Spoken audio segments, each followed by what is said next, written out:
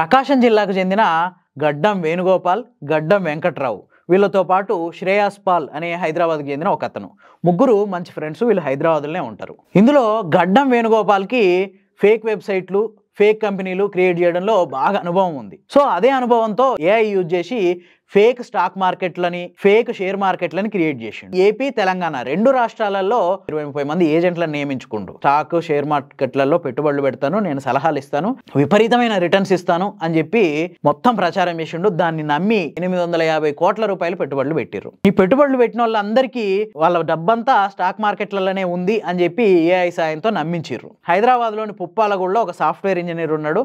ఆయన కూడా 23 లక్షల రూపాయలు వీళ్ళ దగ్గర ఇన్వెస్ట్ చేసిండు. పైసలతో అవసరం పడి నా డబ్బు విత్డ్రా చేయండి, నాకు ఇచ్చేయండి, నాకు చిన్న పని ఉంది అని అన్నాడు.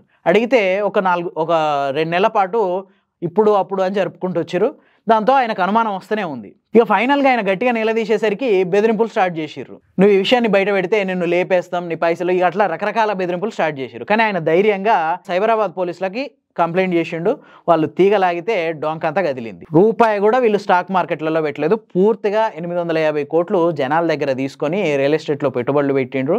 అంతేకాకుండా మంచి 3 ఖరీదైన లగ్జరియస్ కార్లు కొనుక్కున్నారు, ఫ్లాట్లు కొనుక్కున్నారు, బిల్డింగ్లు కొనుక్కున్నారు. సో విన్నారు కదా, ఏఐతో ఎట్లాంటి పనులైనా చేయొచ్చు అన్నమాట.